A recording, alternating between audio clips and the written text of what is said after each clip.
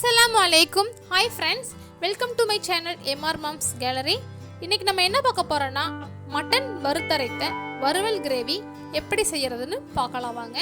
இதற்கு தேவையான பொருட்கள், ஃபஸ்ட்டு வறுத்து அரைப்பதற்கான பொருட்கள்: மட்டன், வெங்காயம், இஞ்சி, பூண்டு, தக்காளி, தேங்காய், உருளைக்கிழங்கு, ஃபைனலாக ஆட் பண்ணுறதுக்கு தேங்காய் எடுத்துக்கோங்க. ஃபஸ்ட்டு நீங்கள் வறுத்து அரைப்பதற்கு ஒரு பேனில் கொஞ்சமாக தேங்காய் எண்ணெய் சேர்த்துக்கோங்க. இது கூட 4 காய்ந்த மிளகாய் சேர்த்துக்கோங்க. உங்களுக்கு காரம் அதிகமாக தேவைப்படும்னா நீங்கள் இன்னும் கொஞ்சம் எக்ஸ்ட்ரா கூட சேர்த்துக்கலாம். இது கூட 3 பட்டை, 3 ஏலக்காய் சேர்த்துக்குங்க. இதை மீடியம் ஃப்ளேம்லேயே வறுத்துக்குங்க. இப்போ இதில் 2 டேபிள் ஸ்பூன் மிளகு எடுத்துக்குங்க, 1 டேபிள் ஸ்பூன் ஜீரகம், 2 டேபிள் ஸ்பூன் தனியா எடுத்துக்குங்க. நல்லா வறுத்துக்குங்க.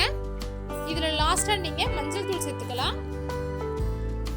இது நல்லா வறுத்ததுக்கு அப்புறமா இதை நீங்கள் ஒரு மிக்ஸி ஜாரில் போட்டு அரைச்சிக்கோங்க. ஃபஸ்ட்டு தண்ணி சேர்க்காம நீங்கள் ஒரு பவுடரை அரைச்சி அதுக்கப்புறமா கொஞ்சமாக தண்ணி சேர்த்திங்கன்னா இந்த மாதிரி பேஸ்ட் வரும்.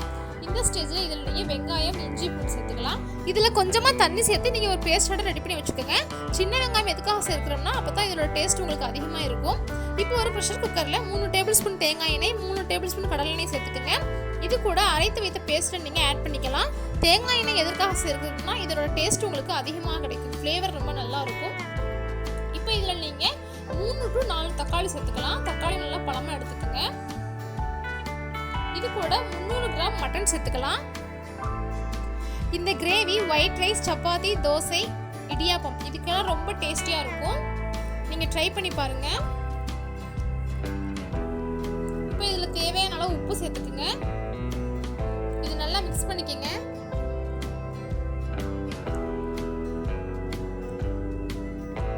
கொஞ்சமாக கொரியாண்டர் லீவ்ஸ் இதில் சேர்த்துக்குங்க.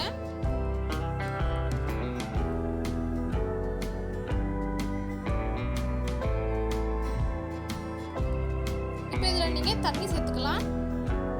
இது கூட உருளைக்கிழங்கு ஒரு 2 உருளைக்கிழங்கு உங்களுக்கு தேவைக்கு தகுந்த மாதிரி நீங்கள் உருளைக்கிழங்கு சேர்த்துக்கலாம்.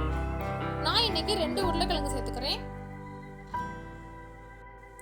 நெக்ஸ்ட் நீங்கள் 5 to 6 விசில் விட்டு எடுத்துக்கோங்க. மட்டன் நல்லா ஒரு 95% குக் ஆகணும். ஒரு சில குக்கர்லாம் லேட் ஆகலாம். ஸோ உங்கள் குக்கருக்கு தகுந்த மாதிரி நீங்கள் மட்டன் குக் பண்ணி எடுத்துக்கோங்க. இப்போ இந்த ஸ்டேஜில் நீங்கள் இதில் தேங்காய் ஆட் பண்ணிக்கலாம். ஒரு 5 to 6 பீஸ் தேங்காயை நீங்கள் நல்லா பேஸ்ட்டாக ரெடி பண்ணி வச்சுக்கோங்க. இதில் நீங்கள் சேர்த்துக்கலாம்.